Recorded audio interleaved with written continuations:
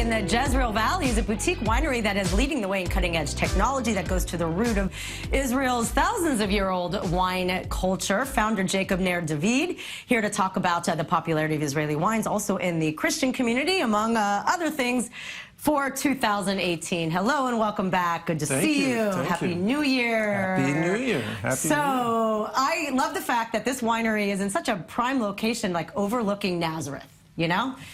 Water into wine, the whole thing. What's so rich and pure and fertile about that region as far as, you know, the grapes and the conditions for growing wine? Sure. I mean, look, that region is the breadbasket of the Holy Land, right? It's where everything happened back then, and it's where a lot of things happening now. So if we think back then, and you know, the Sea of Galilee, Tiberias, all the action that happened around there, and it was like kind of removed from the hustle and bustle of Jerusalem, of the capital. So it was more agrarian, but on the other hand, very spiritual. Right. So tell us about your winery. I know a lifelong dream. I mean, you moved from New York. You had a career, I mean, we'll still have in technology. But so why was this something that you felt this pull to do? Well, you know, apropos to the season, winemaking is miracles, right? It's taking very basic components and boom, put them together in the right way, and you get incredible results. Amazing. So talk also about, like, in particular, you know, you use a lot of, innovative technology. How is, like, the new technology kind of merging what they knew thousands of years ago to now? Yeah, I think like all good things, we continue to build on the shoulders of the people who came before us. So we wouldn't want to at all disparage the wine and the great wines of 2,000 or 3,000 years ago. But we have at our hands today incredible technology, whether it's that from my iPhone I can see the temperature controls of each, you know, stainless steel tank, or sensors that measure the sugar levels and so on and so forth. So there's things that we can do today which just they didn't have at their disposal then. And they help us. And they help us to continue to create better and better products. Also, let's talk about wine. Like, throughout history, you learn it in like every Torah portion, Old Testament, New Testament, you're hearing about wine, and now we're seeing so many new discoveries of like goblets from the time of Jesus, and even like, I think recently, like they found was like a watering, like a bar, so to speak. Right.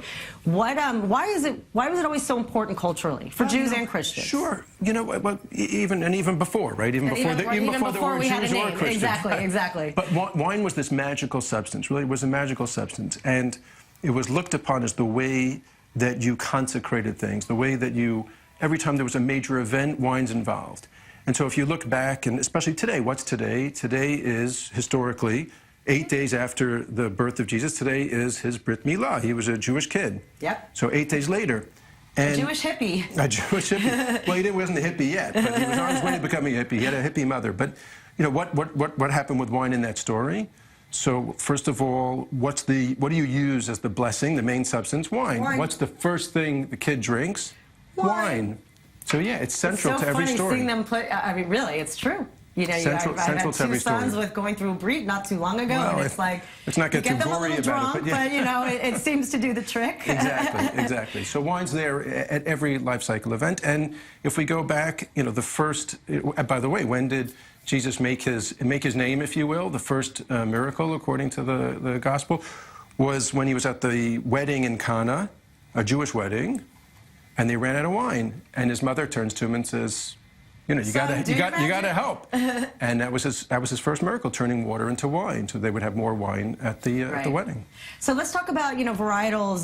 You know, I know at Jezreel you have a lot of tours and a lot of, you know, very, very special, you know, interactive types of events and education. What's unique about, you know, first of all, this last season? I know it's a lot of seasons will differ as far as the environment, but what are we expecting for 2018? Well, great things. First of all, this wine, for example, Adumim, which represents, it's a very unique wine, both in Israel and around the world. It's a combination of 3 varietals, which nobody else has put together, Syrah and Carignan, which have old histories in the Mediterranean area, and then Argaman, which is a unique varietal to Israel, the result of winemaking attempts by the Ministry of Agriculture.